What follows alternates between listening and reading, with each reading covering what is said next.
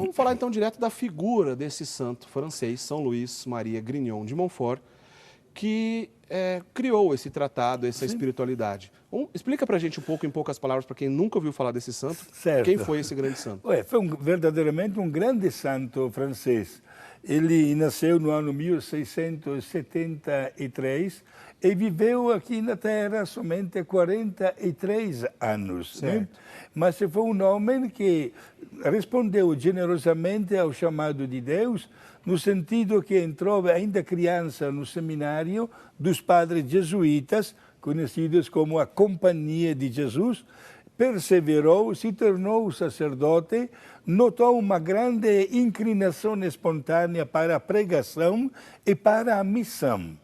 E, sobretudo, ele sentiu dentro de si a necessidade de, digamos, mostrar claramente o valor da presença de Nossa Senhora na vida do cristão. Certo. Se dedicou aos estudos de Mariologia e escreveu, inclusive, este tratado, né? Vamos dar no final do nosso programa, vamos ver quem é que vai levar este tratado da verdadeira devoção, com 273 artigos, onde mostra o caminho e a metodologia para poder mostrar que somos verdadeiramente devotos de Maria. Este homem, pertencendo à Companhia de Jesus, devido a este grande amor que tinha para com Nossa Senhora, acabou fundando uma congregação chamada a Companhia de Maria. A Companhia de Maria que o São Luís fundou também é conhecido como os padres montfortianos, né, padre? Sim, exato. Montfort é a cidade? É uma cidade, exato, da França, né? Certo. Era, naquela época, Eric, era costume colocar a cidade até dentro do nome e sobrenome. Até temos vários santos, Francisco de Assis, certo, Antônio de Pádua, Caterina de Sena, Rita de Cássia e Grignion de Montfort, porque foi a cidade de Montfort, né? E daquele nome daquela cidade, até a congregação que ele fundou acabou chamando-se de Padres Montfortanos. Bom, o nosso querido São Luís Maria Grignion de Montfort, esse nome Maria, ele já desde cedo mostrava uma devoção especial à Nossa Senhora. Ele adotou esse nome Maria ainda durante a sua crisma. Quando ele recebeu o sacramento do crisma, ele então adotou o nome Maria. E manteve essa devoção de maneira especialíssima, como a gente vai entender. Está aí, inclusive, uma imagem do nosso querido São Luís Maria Grignion de Montfort. Mas, Padre Guido, eu dei uma pesquisada e eu percebi que o São Luís Maria, ele queria ser missionário, me parece até no Canadá, mas o bispo da época achou melhor que ele ficasse na França mesmo, porque ele tinha muita missão para fazer na França. Inclusive, o Papa Clemente XI o nomeou oficialmente como missionário pontifício, pregador pontifício, para que ele fosse, então, saísse em missão pela sua França, pregando o Evangelho e também essa devoção à Nossa Senhora, porque naquela época, a França daquele período, final do século XVII, começo do século XVIII, sofria, entre outras coisas, logo depois vai ter a Revolução Francesa, mas antes disso, uma heresia chamada jansenista, o jansenismo, a heresia jansenista ou o jansenismo. Em poucas palavras, Padre Guido, explica pra gente que problema que o São Luís enfrentou lá na França. O problema é referente exatamente à predestinação. Certo. Por isso, esta teoria defende que não adianta fazer nenhum esforço, porque já estabelecido da parte de Deus o que vai acontecer conosco. Quando nós sabemos, pelo contrário, que deveria ser não o Padre Guido, mas Santo Agostinho, que usou inteligentemente a sua capacidade para explicar que Deus nos cria do nada, mas não nos salva se nós não fizermos nada. Certo. E, portanto, aquela famosa frase, qui creavit te sine te, non salvabit te sine te.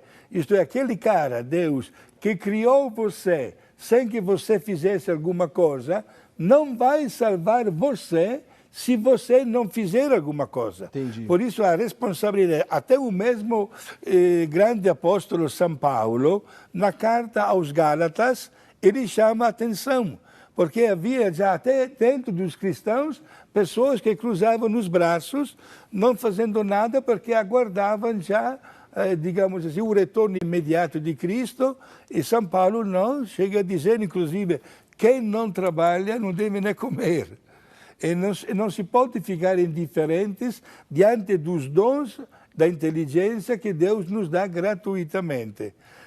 Esta teoria filosófica do jansenismo levou a uma grandíssima confusão dentro da França. Você assinou muito bem, faltavam só poucos anos para iniciar aquela Revolução Francesa, certo, que, meus amigos, deixou muita gente, digamos assim, sem voz e sem vez. Foi uma verdadeira perseguição contra todos os princípios religiosos e éticos, até o ponto que houve uma profanação de tudo que era sagrado. Produziu muitos mártires, né, Padre Guido? Muito mártires. Chegaram até, não é um fato curioso, é tristemente curioso, até de trajar cavalos e mulos com paramentos sagrados e dar até a comunhão para os animais. Mas vejam só. Pegava os paramentos do sacerdote, colocava num cavalo para escarnecer mesmo. Sim, exato.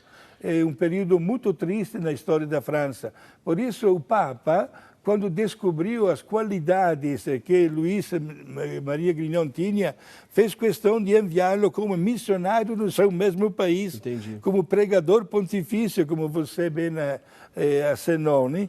E ele obedeceu, este homem obedeceu ao Papa e fez de tudo para endireitar o caminho. E talvez, exatamente nesta angústia da igreja, que ele sentiu mais ainda a necessidade de se apegar e de nos apegar a Maria. Então, vamos lá, só recapitulando. A gente está no final do século XVII, começo do século XVIII, na França. Antes ainda da Revolução Francesa, um bispo, né, que depois se tornou um herege, um bispo chamado Cornelius Jansen, desenvolveu, então, essa teoria, na qual, em resumo, a teoria a gente pode ter em outro momento voltar a esmiuçar isso, mas, em resumo, o problema da predestinação. Né? Aquela coisa, olha, não tem jeito. Uns vão ser salvos, uns vão ser condenados, não tem o que fazer, Deus não pode mudar essa história porque já tem o seu destino, a sua predestinação. Isso foi condenado pela igreja. Né? Ao contrário, por exemplo, de como o Padre Guido disse, recorrendo a Santo Agostinho, né, que inclusive é conhecido como doutor da graça, né, que a gente pode recorrer à graça de Deus. Não somos dignos, mas a graça de Deus pode nos levar, então, à salvação, ao amadurecimento, ao crescimento e tudo mais. Então, essa corrente jansenista, essa heresia jansenista, estava dominando aquele período. E o nosso querido São Luís Maria Grignion de Montfort, então, foi pregar na França contra essa corrente.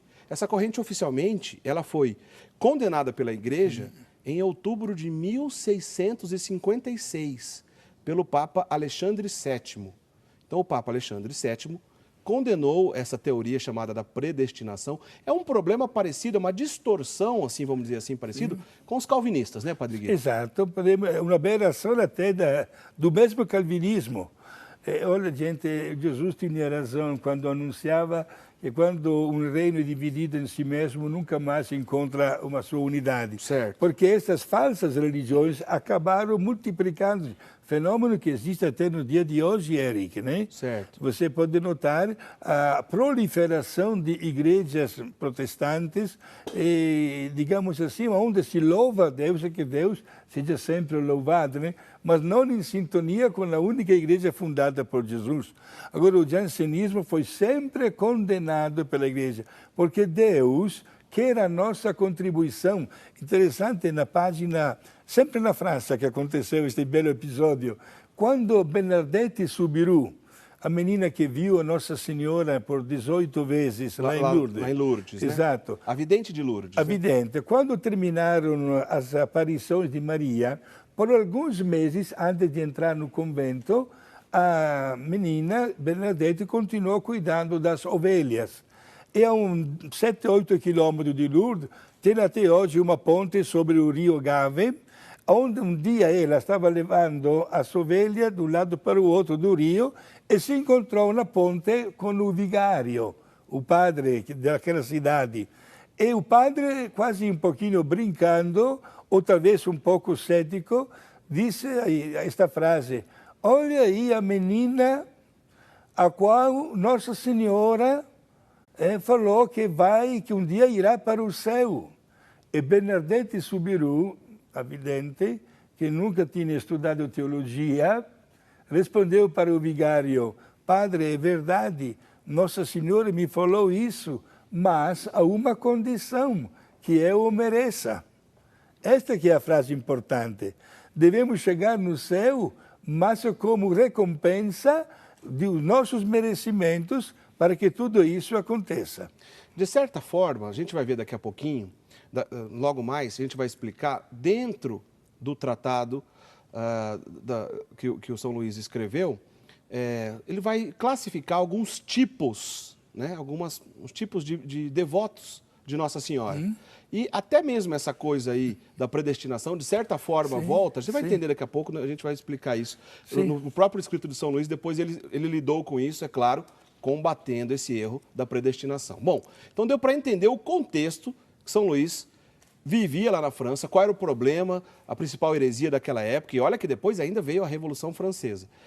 Aí ele viajou à França, em muitas cidades, pregando o Evangelho, a doutrina da Igreja Católica, mas a devoção à Santíssima Virgem já estava presente nessa época, né, Padre Guido? Exato. E acabou escrevendo este livro com o título que ele mesmo deu de Tratado da Verdadeira Devoção. O que significa isso? Significa que Nossa Senhora, por um privilégio especial, por ter nos dado Jesus no mundo, ela recebeu uma gratificação, digamos assim, da parte de Deus Uno e Trino. Certo. E, ao mesmo tempo, Nossa Senhora vai receber, isto que é o tratado, a parte mais importante, o valor dos nossos merecimentos pelas nossas boas obras. Com qual finalidade?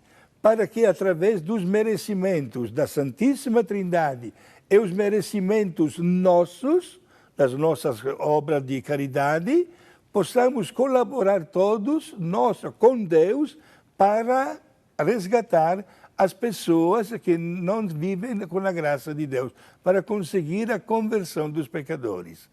E São Luís Maria logo identifica exatamente, alguém poderia até perguntar, mas Padre, o que é o Deus Pai, o que é Deus Filho, o que é Deus Espírito Santo deram para Nossa Senhora? Veja como ele fala. Deus Pai deu todas as graças à disposição de Maria. Então vamos lá, só para ficar bem claro. O senhor já está explicando para a gente, segundo São Luís Maria Grimond de Montfort, os dons na qual a Santíssima Trindade agraciou Nossa Senhora, e cada pessoa da Santíssima Trindade agraciou com um dom diferente. Aí o senhor começou a explicar para a gente, não é isso? Exato, porque é fundamental isso, porque além dos dons da Santíssima Trindade, Maria quer receber os nossos dons. Por isso, disse, Deus Pai deu para Nossa Senhora todas as graças necessárias. Certo. Deus Filho deu o merecimento da sua encarnação, paixão e morte. Ofereceu o Filho, deu este poder de usufruir dos merecimentos infinitos, naturalmente, ligados à sua paixão e morte. E o Espírito Santo deu para Nossa Senhora a alegria de poder ela dispensar as graças para os fiéis mais endurecidos. Ou seja, é muita coisa, né, Padre? É muita coisa. Olha que presença divina na vida, na figura de Maria. E São Luís Maria Grignion, com uma intuição especial, chega a fazer este raciocínio. Se Deus Pai, Filho e Espírito fazem esta doação de merecimentos para Maria, por que nós não podemos colaborar? Então ele coloca como parte central deste tratado uma doação de nós mesmos, que ele chama de escravidão espiritual, isto é, consagrando a Maria a nossa vida e doando nós também para Nossa Senhora os merecimentos das nossas qualidades, das nossas virtudes. Assim, Maria, recebendo dons da Trindade e dons também nossos, tem muita riqueza para distribuir para a conversão dos pecadores.